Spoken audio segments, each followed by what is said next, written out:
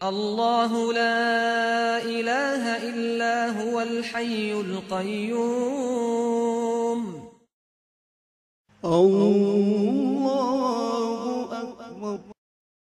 برطانوی مفکر Charles Robert Darwin ایک ڈاکٹر کا بیٹا اور ایک بایولوجسٹ تھا اور خوشحال خاندان سے تعلق رکھتا تھا۔ اس نے اپنے دور میں نظر ارتقاء پر ایک کتاب آن دا اوریجن آف اسپیشیز تحریر کی تھی، جس میں اس نے اپنی تحقیقات سے ثابت کیا تھا کہ ہر جاندار نے درجہ بدرجہ ترقی کر کے ہی اپنی موجودہ اصلی شکل اختیار کی ہے۔ اس کا کہنا تھا کہ زرافے نے اپنی موجودہ گردن اونچی اونچی شاخوں سے غذا حاصل کرنے کے لیے ہی رفتہ رفتہ لمبی کی تھی۔ مزید اس کا کہنا تھا کہ انسان نے بھی درجہ بدرجہ ترقی کرتے ہوئے ہی اپنی موجودہ انسانی شکل اختیار کی ہے۔ اس کے نزدیک بندر چمپینزی نے پہلے پہل اپنے اگلے دونوں پاؤں اوپر اٹھائے تھے، جھکی ہوئی حالت میں زندگی گزارنے کے قابل ہوا تھا، اور پھر رفتہ رفتہ اس کے جسم کے گھنے بال کم ہونے شروع ہوئے تھے۔ اس کے بعد ہی سے اس میں عقل کی نشوونما بھی ہونے لگی تھی۔ چنانچہ قطعی حتمیت کے ساتھ اس کا کہنا تھا کہ انسان کے آباء و اجداد اصلیت میں بندر تھے،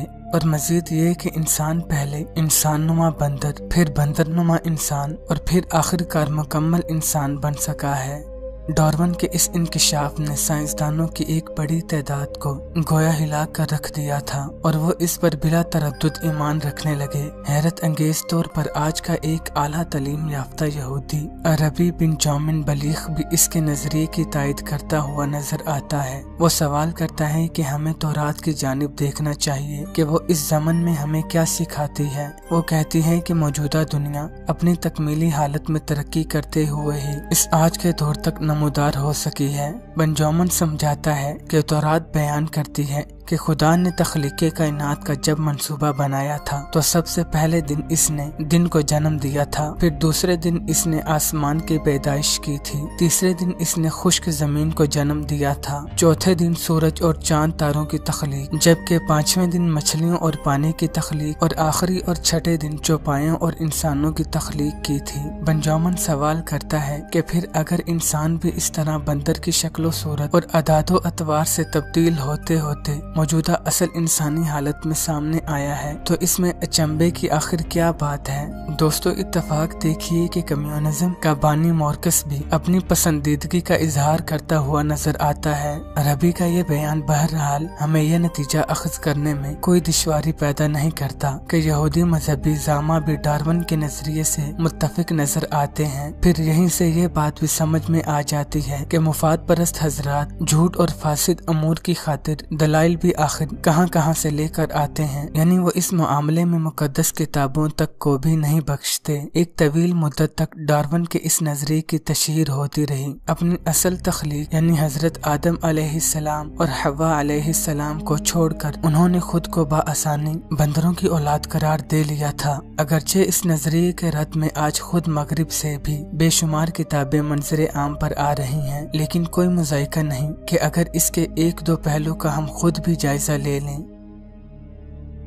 دوستو کہا گیا تھا کہ انسان بننے کی جانب قدم اٹھاتے ہوئے اس نے پہلے اپنے اگلے دونوں پاؤں اٹھا لیے تھے اور جھک کر چلنے لگا تھا۔ اس قسم کی مفروضہ تصاویر بھی انسائکلوپیڈیا پر موجود ہیں، تاہم عقل ان کی اس دلیل کو تسلیم کرنے سے ابا کرتی ہے۔ وہ اسے پہلی فرصت ہی میں رد کر دیتی ہے، کیونکہ انسان کچھ عرصے کے لیے تو جھک کر چل سکتا ہے، لیکن اس صورت میں وہ خود کو مسلسل برقرار نہیں رکھ سکتا۔ ایسا کرنا اس کے بس کی بات نہیں۔ حیوانات بے فکر ہو کر اور آرام سے یا تو چاروں ہاتھ پاؤں کی مدد سے چل سکتے ہیں یا پھر محض دو پیروں کی مدد سے، لیکن یہ کہ ان کے پیر تو چار ہوں اور وہ چلیں سیدھے ہو کر محض دو پیروں کی مدد سے، تو یہ عمل حیوانات کے لیے ممکن ہی نہیں ہے۔ دوستو مزید یہ کہا گیا تھا کہ ارتقاء کی منزل ہی میں زرافے نے اونچے درختوں سے غذا حاصل کرنے کے لیے اپنی گردن موجودہ شکل میں تبدیل کی تھی، حالانکہ یہ بھی محض ایک وہم ہی ہے، کیونکہ سائنسدانوں نے بہت تحقیق کے के बाद आगाह किया है कि अब से 4-5 हजार साल पहले के ज़राफ़े के जो ढांचे दरियाफ्त हुए हैं, इनमें भी इसकी गर्दन आज ही की मानिंद लंबी पाई जाती है।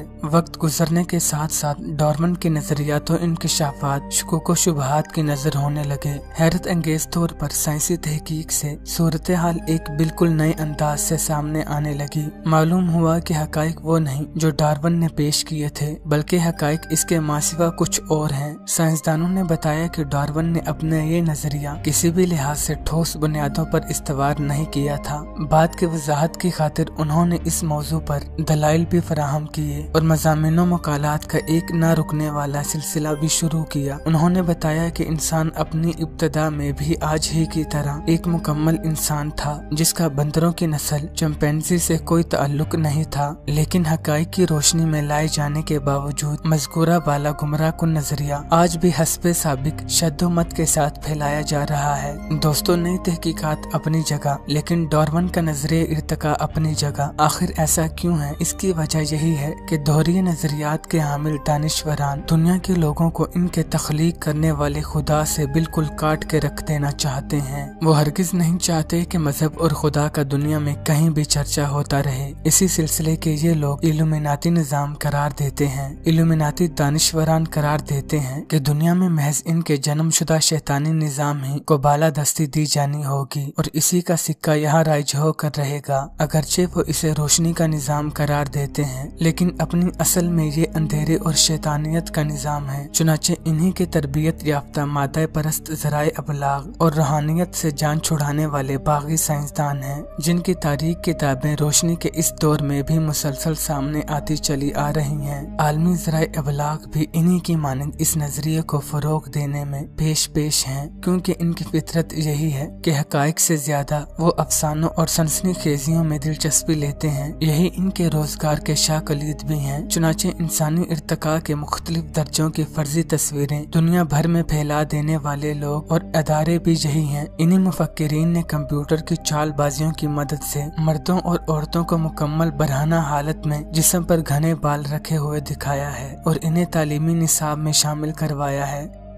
बल्कि हैरत अंगेज तौर पर वो तो इनके जिस्मों पर पत्ते भी नहीं दिखाते, जिनका वो तालीमी असबाक में बहुत चर्चा करते हैं। हालांकि बंदरनुमा इंसान या इंसानुमा बंदर अगर किसी हद तक चलने फिरने के काबिल हो गया था और इसका दिमाग भी कम अज कम किसी दर्जा जहनी तरक्की भी कर चुका था, तो अपने पोशीदा हिस्सों को तो इसे फौरन ही ढांपने की कोशिश करनी चाहिए थी, क्योंकि शर्मो हया तो अल्लाह ताला ने जानवरों के अंदर भी रखी है। यही वजह है कि हम देखते हैं कि मुर्गी सबके सामने कभी अंडे नहीं देती और जानवर अपनी दुमों को अमूमन गिरा कर ही रखते हैं। आज की तरक्की याफ्ता खवातीन भी 24 घंटे और 365 दिन बगैर लिबास के जिंदगी नहीं गुजार सकती, क्योंकि मर्द हो या औरत इंसान अपनी शर्मो हया के हाथों मजबूर है। दूसरी जानिब मौसमों के भी अपने कुछ तकाजे होते हैं। हकीकत ये है कि इस जमन में इन इल्यूमिनाती लोगों को एक तस्वीर भी अपनी असल हालत में हासिल नहीं हो सकी है। साइंसी हकाइक के पहलू ब पहलू ये लोग जाली और मुस्तरद शुदा नजरियात को भी मुसलसल गर्दिश में रखते हैं। प्रोपेगेंडा असल में एक बहुत ताकतवर हथियार है। सही या गलत दोनों नजरियात को बिला जबर दुनिया भर की 7 अरब की आबादी से अगर अज खुद मनवाने का किसी का इरादा हो तो कुतब, रसाइल और दीगर ज़राए अबलाग इसकी इस आरज़ू को चंद सालों ही में बआसानी पूरा कर सकते हैं, जबकि इनकी मदद के बगैर इन काजिब नजरियात का रद्द और असल हकाइक से लोगों की बाखबरी तकरीबन नामुमकिन बना दी जाती है। दोस्तों, डार्विन के नजरिए की इशाअत के कुछ ही अरसे के बाद इसके ख्यालात को बालुत्फ़ो कमाल आगे बढ़ाने वाले दीन बेजार साइंसदानों ने फिर एक और चाल भी चली। उन्होंने बहुत बाद में एक ऐसा दरमियानी इंसान भी दरियाफ्त कर लिया जो बकौल इनके 300 या 400 सालों के बाद बस मुकम्मल इंसान के शक्ल में ढलने ही वाला था। ये 1912 या 1916 की बात है, जब इंग्लैंड में इसी के तकरीबन हम नाम एक और साइंसदान चार्ल्स डॉसन ने बरतानवी गांव पिल्टडाउन में एक हैवानी सर का ढांचा पाया, जिसकी खसूसियत ये थी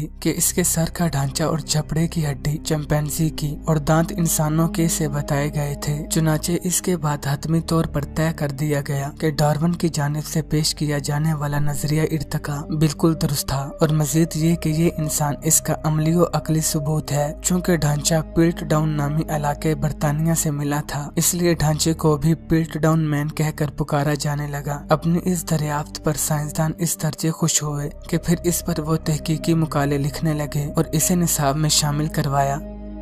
कहा जाता है कि इंसानी और हैवानी ये ढांचा कम से कम 5 लाख साल पुराना था। मजीद ये भी कहा गया कि ये ढांचा किसी यूरोपीय फर्द का है, जबकि बाज़ अखबारात ने हस्बे दस्तूर इसे किसी औरत का ढांचा करताना। अपने कारनामे पर ये हजरात इस दर्जे पर मुसर्रत थे कि इस पर कम से कम 500 मुकाले लिखे गए और 40 वर्षों तक इसे अहमियत दी जाती रही। हद ये कि आजकल के H.G. वेल्स और बर्ट्रैंड रसल जैसे मारूफ दानिश्वर हजरात भी इस प्रोपेगेंडे से मुतासिर हुए बगैर न रह सके और उन्होंने इसे अपनी किताबों बिलतरतीब द आउटलाइन ऑफ हिस्ट्री और a history of western philosophy में इंसान के जदीद इल्मी फतूहात में शुमार किया। ताहम धोखेबाजी ज्यादा देर तक अपना भरम नहीं रख सकी, क्योंकि धोखाबाजी बहरहाल धोखाबाजी ही होती है और हकाइक बहरहाल अपना आप मनवा कर ही रहते हैं। चुनाचे 40 वर्षों के बाद जाकर कहीं पता लगा कि इस ढांचे की तमाम तर कहानी बेबुनियाद है।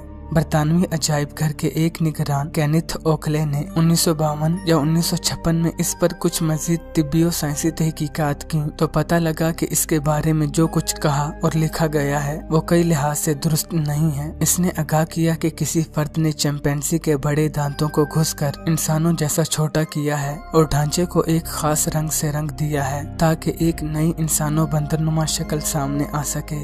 इस नए इंकिशाफ ने तो गोया साइंस की दुनिया में एक बार फिर वही कदीम हलचल मचा दी। किसको पता था कि अजीम साइंसदान डार्विन का नजरिया यूं बिल्कुल तार तार हो जाएगा, क्योंकि इस तरह की सूरत हाल का किसी को भी अंदाजा नहीं था। बहुत छानबीन करने के बाद आखिरकार ऐलान कर दिया गया कि दरियाफ्त शुदा ढांचा साइंसी लिहाज से तारीख का सबसे बड़ा धोखा है। जदीद माहिरीन ने वाजिया किया कि मज़कूरा शक्ल सूरत में बास जेल साजियाँ की गई हैं और इंसान के शक्ल में ढालने की एक दानिस्ता कोशिश की गई है। नीज ये कि चिंपैंजी का जबड़ा वगैरह भी किसी लाखों साल पहले का नहीं बल्कि महज हालिया मरे हुए किसी बंदर का है। इस इंकिशाफ के नतीजे में हलचल के बाद से पिल्टडाउन मैन का वो ढांचा बरतानवी अजायब घर से फौरी तौर पर हटा दिया गया, जहां 40 वर्षों से वो मुसलसल दुनिया की मालूमात में इजाफा कर रहा था।